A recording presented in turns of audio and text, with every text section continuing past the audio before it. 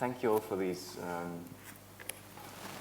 for this lovely build-up and to have this clear perspective on the many possibilities. Maybe first to start with the threads and the setting of the scene in this surveillant world. How do you, John? How did you look at the presentations after you? Are you hopeful, or do you see perspectives? Well, I think that one thing that struck me was what I said in my talk was kind of explicitly said by Nathan and then echoed in your talk, which is the issue of control. And I think it's about control in a kind of literal sense, control in terms of a visual sense, but also freeing up controls that are kind of stifling innovation at the same, at the same time. So I think, for me, the kind of concept of control is absolutely central today. It's very interesting for somebody like myself who's been doing kind of media and cultural studies for years and years. And as I said in my talk, everybody wanted to talk about ownership and control of, say, the media industries, but actually people just talked about ownership, really. They didn't really kind of talk about control that much. And it's interesting to me how control now has kind of come to the fore in a way that it never has, for kind of, a long, long time. And it's pervasive. I talked about, something I'm writing at the minute, which is about atmospheric control. And I think there's also there's also a sort of connection with Nathan in terms of the self and not knowing, not so much that people are kind of in control of you. I mean, a good example is, you go into a supermarket, hey, the French sticks smell great, must buy a French stick, etc. And all good. And then you kind of find out that actually there's an essence that they buy, which is fed into the central heating and into the kind of atmosphere of the shop. And, these sticks are kind of shipped in, kind of half done, etc. They're just kind of thrown together at the back of the shop by a 14-year-old or whatever, this kind of thing. But I think what interests me is that there's a kind of form of control that's going on there that actually you're not even aware of. In other words, you can't even trust your own senses in that kind of situation. So it's like your thoughts are not even your own. And I think this kind of atmosphere, if you like, and it's kind of free-floating in the way that Deleuze talks about it, and it's sort of there. It's the kind of thing. I mean, because I'm writing this piece, I keep writing down the language that comes every 3 days with Adobe, or which says, please do not turn off your computer. It will restart, and it will restart. There's no suggestion that we might have any choice in this. And only the other day, Google was in trouble because it was encouraging people not to use the old platform, which is basically, we're going to cut you off. So that I think, for me, I think there is an issue there, and I think Nadia's talking about it's like trying to escape this kind of control to create something else. But I think the issue of control seems to me, to kind of cut through a lot of things. And what I would say is some of this is new, some of it's very old. And it's kind of, today people kind of always kind of race off to Deleuze's pretty slight essay, Postscript on Control Societies. It's a good essay of its kind. But actually, some of the better essays are by people like William Burroughs in the 60s. There's a great, electronic revolution essay, great essay called The Limits of Control. In other words, a lot of Deleuze's material is actually recycled Burroughs. And I think going back to that kind of, that sort of idea, those sorts of ideas. So for me, I think that's what I picked up most of all, and I'm very keen to kind of keep control at the forefront of debate. That's critical, I'd say. Now, before we go to a question, Nadia, how do you scale the lack of control? How do you scale and share and amplify what you're doing with our monastery? Because I heard a little bit from Ben about it really becoming a distributed system and on monastery as an on-brand, so to speak, something that we could all do, like Occupy and Anonymous and all the other ones. How do you think about that, and where are you with that? I think, first of all, I think it makes sense to ask, is escaping from what? Has there ever really been control? We know, like the example I often pick up is that of the printing press. So you get the printing press because the elector of the Holy Roman, of the church, wants to be printing out these indulgences or get out of hell free cards faster because he wants to finance his activities. Along comes, Martin Luther, and you have the Protestant Reformation, and you don't have indulgences anymore. So technology is invested in out of a desire for controlling the future somehow. But you can never really predict what happens. If we talk about how, so first of all, it's like, okay, what's control as like the fiction that you have control is in and of itself something that limits your ability to do interesting things or look in interesting directions. Then with the monastery, we do things like try to boil down practices, lessons, experiences, setting up kitchens, etc., into something called the monastery in a box. The idea being that anybody who wants to start an monastery can. It's still, you have a synthesis of what you learned, and it's freely distributed. Of course, you still have to do the work. It's not easy. But you have a meta-level understanding of what was involved, and you've got a network of people who are very happy to help if they can. This decentralization, I think control and decentralization, understanding almost on a physical level what decentralization feels like is something that's, that experience is something that would be, having access to that experience, I think is something that would be hugely useful, because I think if you know what freedom feels like, nothing else is acceptable. If you don't know what freedom feels like, then the absence of freedom is all you have, and you don't know what to push for.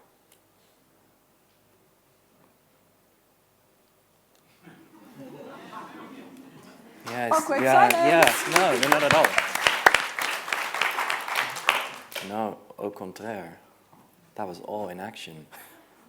Question in the... Yes.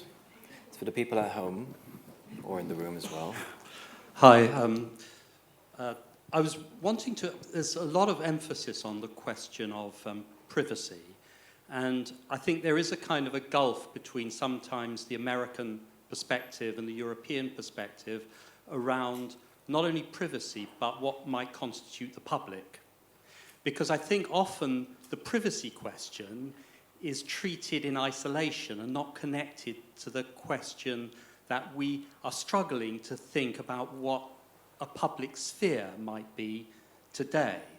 I think everybody certainly on this side of the pond is aware of an erosion of a public sphere that's been progressively happening since the 1970s. And if anything, the Silicon Valley ethos of the government is always the problem, never the solution, can mean that there is a kind of, we imagine that there are clear compatibilities where perhaps there aren't. I mean, I always think that Snowden, for example, is a libertarian who is deeply suspicious of the state.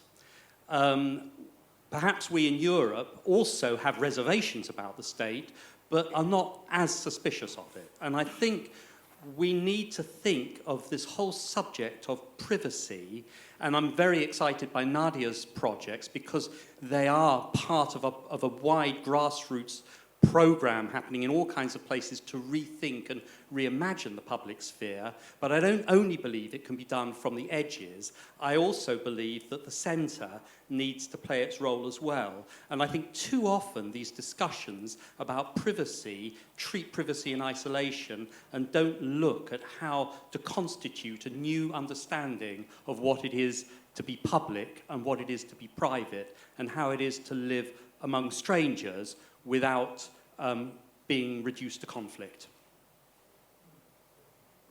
Maybe the panel have some comment to make on this. Was there a Yeah, question? the question is, how do these discussions and how do these propositions around the Benthamite panopticon and the Virilio perspective and the telephone as state control, how does that address a more comprehensive vision of a new settlement between the private and the public? Take a shot at that. Is my mic on? I took it off for a second. Okay, good, it still works. So there's some research on the public sphere and social media use.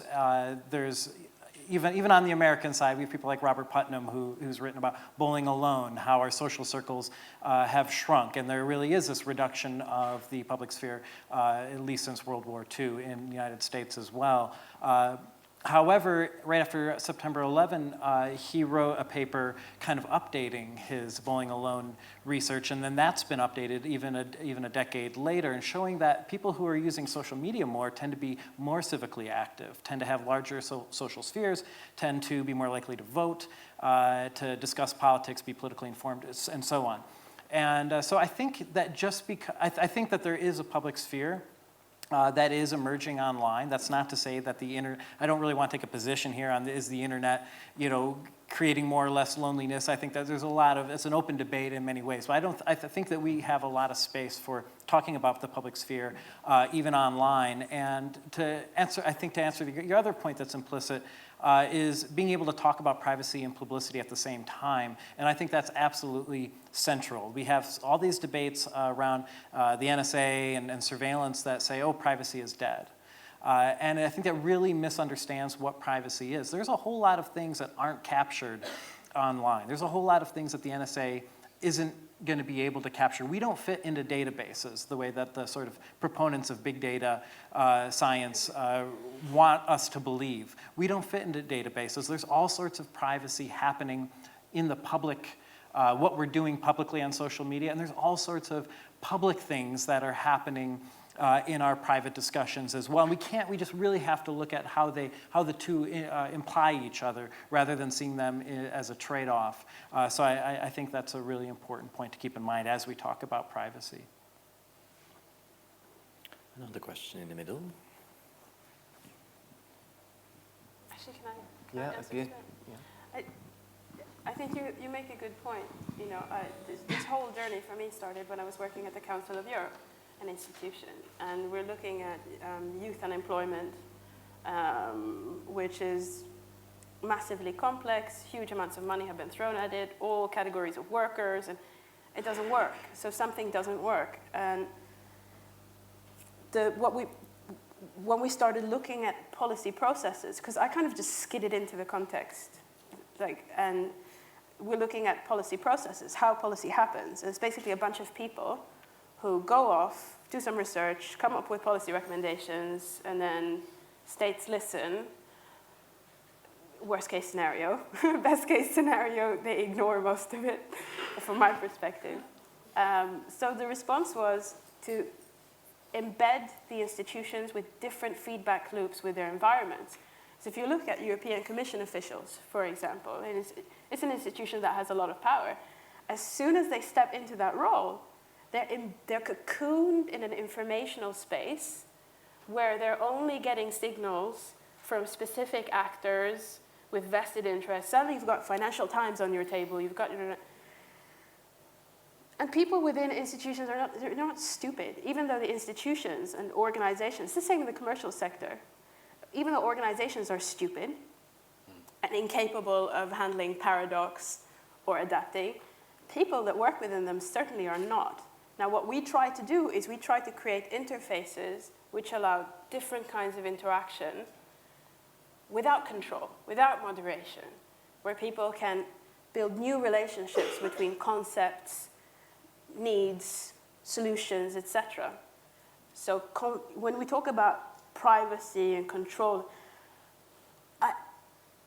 I think privacy, one of the things about privacy, I think, is the need for people to be private, to be able to speak as themselves, even when they work as representatives of institutions, and for context to allow that distinction. Because I've lived in places where you don't have functioning institutions, and I'm like, thank you, America. You can keep that for, that setup, that works for you, but that's not something I want. I think we have functioning institutions in many, many senses. Look at what's going on in the rest of the world. It's not that great. And then, of course, you have to renegotiate the relationships between our place in the world and what it costs other people in other places and find a fair social deal. But privacy and control is also about controlling how you want to be able to interact with the world and want the world to understand its interactions with you. That's more social norms and conventions, not so much information. Because it doesn't matter.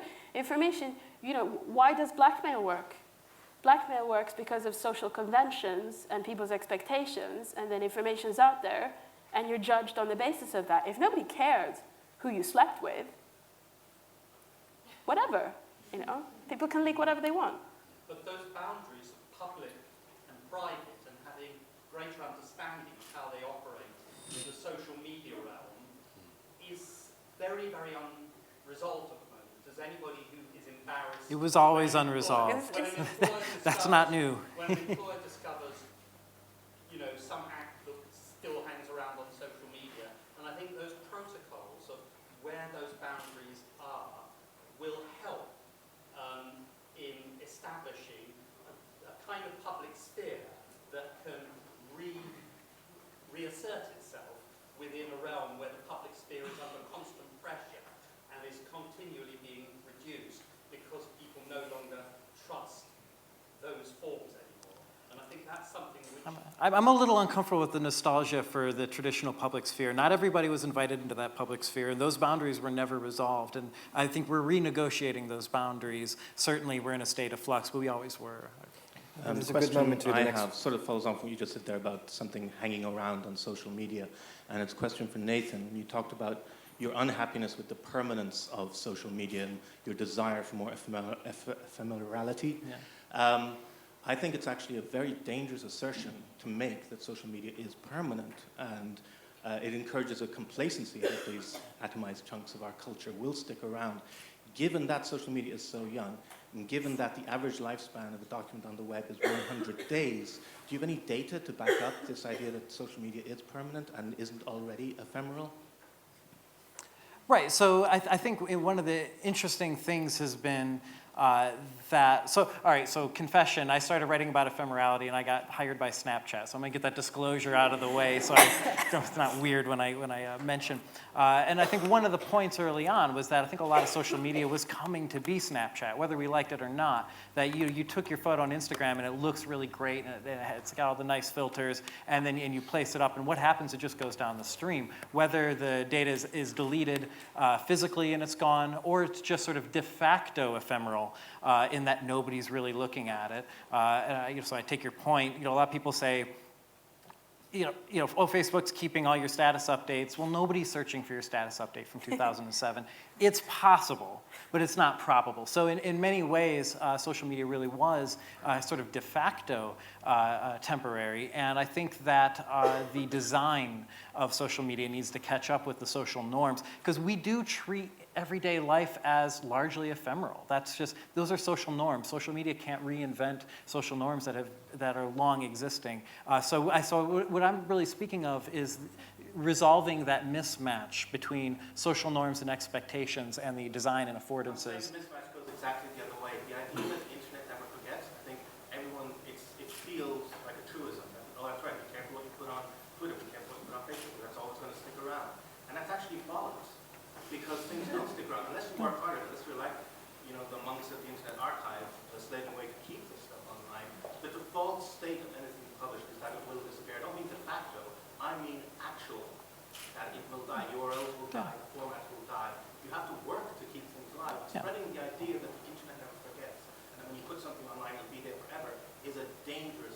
Right. I argued exactly against that, I agree, and I think that, my point is, do we design the internet with more forgetting or less forgetting? And then I might leave we could talk over beers about the actuality of what happens to the bit throughout time. But I think the general point is, I think social media would be better if it incorporated more forgetting rather than less.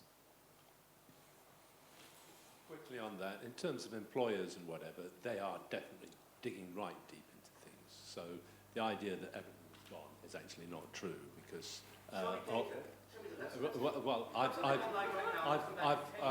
I've worked with people who are employed in doing that. So people do. Let's debate that at the pub maybe after. Yeah, because just like the internet, the guests on these sofas are temporary as well. So we have about 1 minute before lunch, and I would love to have maybe one last question or one, and that's Rory Hyde. Yeah, do we have a microphone?